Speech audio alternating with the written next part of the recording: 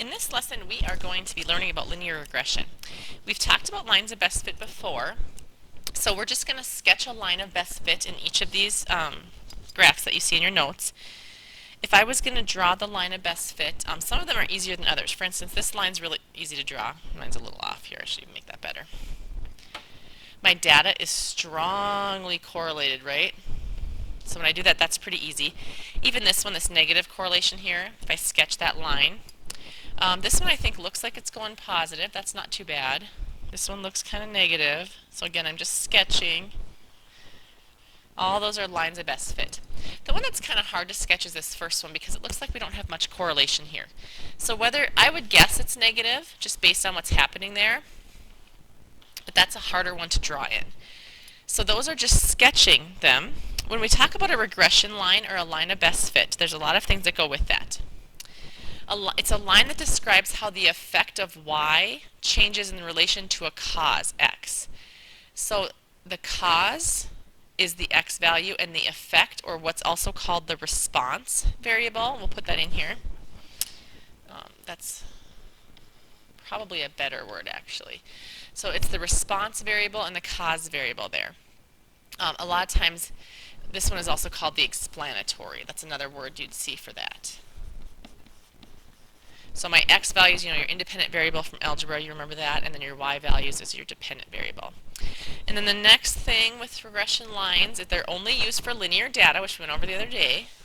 So hopefully that makes sense. They're only used when there's a cause and effect relationship. So something is causing something else to happen. And that's when we use them. They are strongly affected by outliers. They're used to make predictions only within the limits of the data. If you remember doing this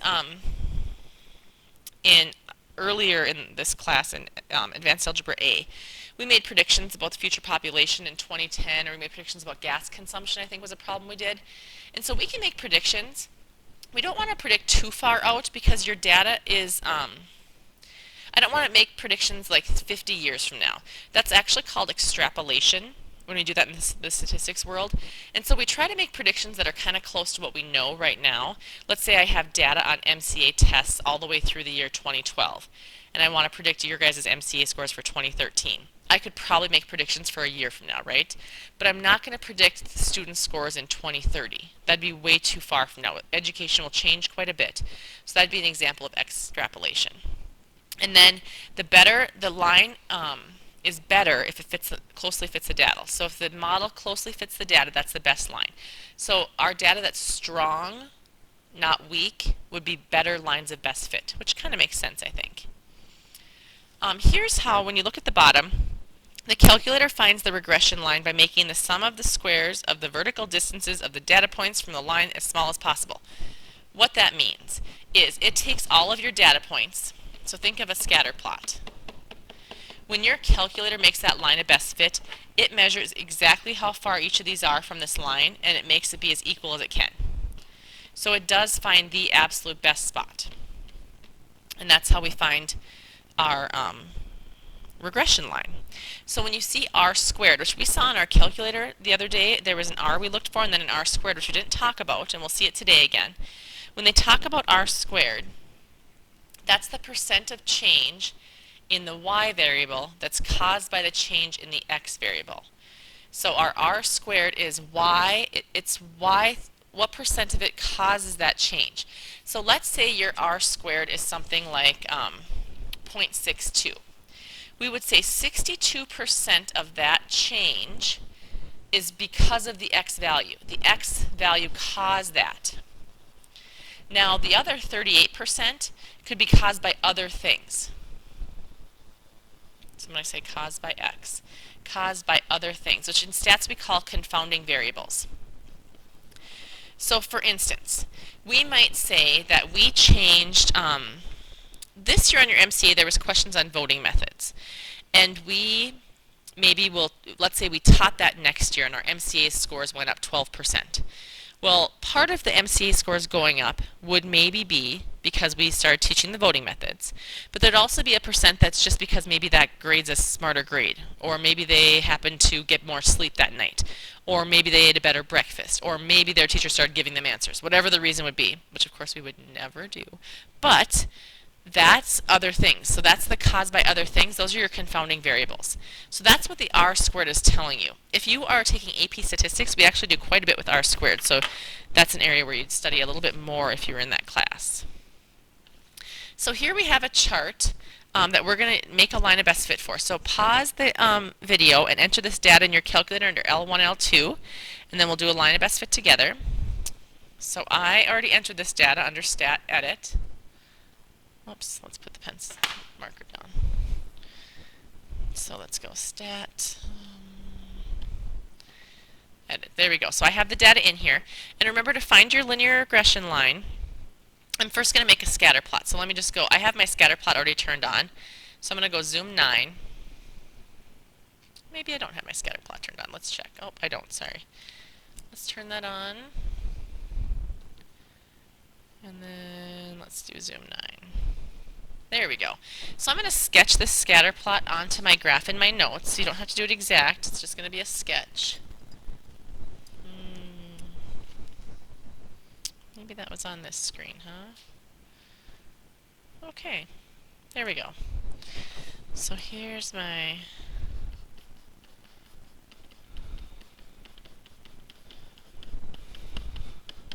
There's a really basic sketch. Hopefully you can see. And then it says describe the form, shape, and strength of the relationship. So I think that was on this screen. So the form, if you look at the form, I would say that it looks linear. So I'm looking at my calculator right now. I would call it fairly strong for my strength.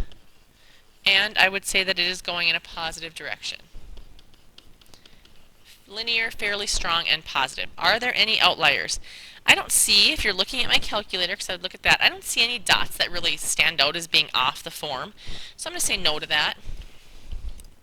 And then we're going to draw a line of best fit. I'm going to actually calculate the line of best fit on my calculator to find it and actually put it on here so you can see how to do that.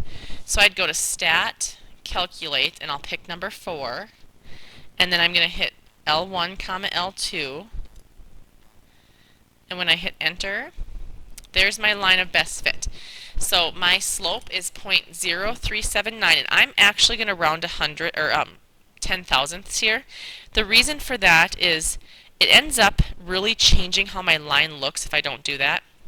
So on my screen here, let me go here, I'm going to actually put, for y equals, I'm going to put in 0.0379x and then minus 1.3710. And go ahead and put that on your calculator. So go to y equals and type that in. So it's 0.0379x minus 1.3710. Now when I hit zoom 9, that line's going to actually show up on there. There we go. You'll notice if you rounded to 0.04 and you want to try 0.03, it's way off. This line, by going to 10 thousandths, really does look like a line of best fit, right? So now they ask us to sketch that onto our data. Oops, sorry. Here we go. So I'm just going to sketch my line. And then down there is the directions for your calculator. In that next step. So it says linear regression on calculator. That's the directions here, which we just went through. And then they're asking us for the regression line. So we just found that, so I'm going to put that in here. 0.0379x minus 1.3710. What does this mean? So we can say that the slope, Rm being 0.0379, that means for every change in x, every one change in x, the GPA changes by that. So right here, I just want you to remember this would be over 1. And remember when you do slope, it's the change in y's over the change in x's. So look at your table again. What are we talking about? Our x's are our percent of attendance, and our y's are our GPA, mean GPA. So we could say for every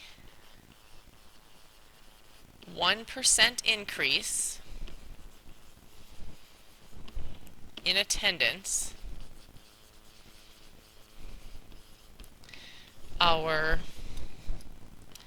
mean GPA goes up, because we have a positive, right, about 0.0379, and we'll call that maybe points, or your GPA score. I mean, I don't think those are points, right? So we'll just put the number there. I don't know if GPA has a label besides it's a GPA. So that's what that means there. So now your correlation coefficient, remember that's your R. So let me go back to my calculator. When I did the stat calc 4, my R showed up there. Oops, that's not where I wanted to go, sorry. There it is, it's right there. My R is 0.87. See the R there? So when I go in here for my 0.87, and we'll just go 4 places again with that since we do it the other. So R equals 0.8730. What that means, remember R is what we talked about in our last lesson. The closer you are to 1, the stronger your correlation. So what this tells me is I have a strong correlation.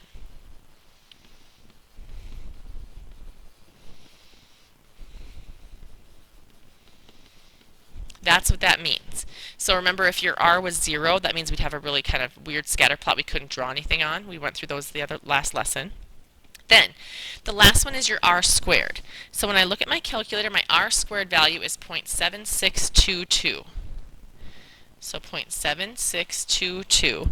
And what does that mean? That means that 76.22% of the change in GPA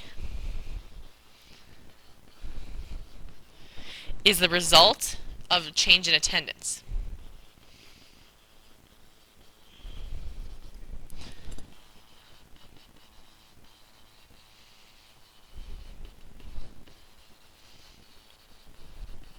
So again, just to make that clear, there are other things that could have caused that change in GPA, right, besides attendance. Attendance is responsible for 76% of that change. What else could be responsible? Well, maybe it's a smarter grade. Maybe the teachers are being easier and giving more A's. Maybe there are whatever. I mean, you can come up with a million things. The reason for that change in GPA, only 76% of it is because of attendance, so then about a little bit less than 24% is due to other factors, which we call confounding variables. So there is only so much that attendance is responsible for. There are always going to be confounding factors for other things that you could look at. So now it says on the last ones, use the regression line to make the following prediction. So let's remind ourselves what it is. I'm going to put it up here again. My regression line is y equals 0.0379x minus 1.3710. So what would the GPA be in a school that had 77% attendance? So I take my equation, and where the x is, I'm going to put 77. So on my calculator, I take 0.0379 times 77, and then I subtract 1.3710, and I would get a 1.55 GPA. So if the school had 77% attendance, the GPA would be 1.55. Now, what would the GPA be if the school had 98% attendance? This school doesn't have a great attendance or GPA, does it? So when I take those same numbers, I plug in 99 or 98, I mean. And when I do that, I get a 2.34 GPA. Now, I just want you to look at the table on the top of your notes right now. Do you see how all those mean GPAs are pretty low? I mean, considering what we would consider a GPA average, I don't think a 0.99 that North Division has is great, right? So when you're looking, I'm predicting about the 77%, I got 1.55. If you look at all your mean GPAs, 1.55 fits in there. Look at my prediction here for 98%. That's the highest number. The highest number I have on my table is 2.3 for King. So this is even higher. So this could lead me maybe into extrapolation, which is a term you don't have to know for this class, but I just like to throw it out there. So it is not a great predictor because it's out of our data range right now. So this prediction is not as reliable. So we'll say not as good of a prediction and then put in your notes because 2.34 is out of our data range.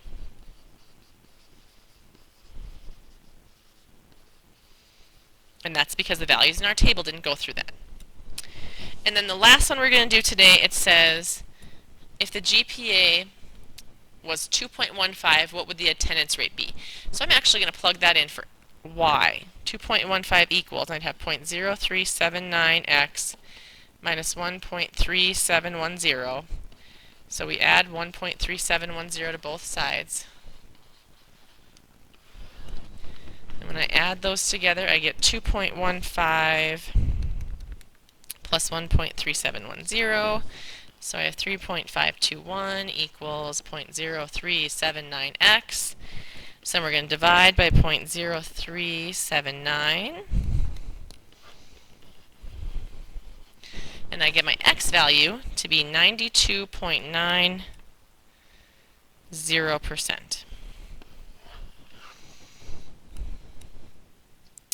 So about 92% attendance would be a GPA that had 2.15.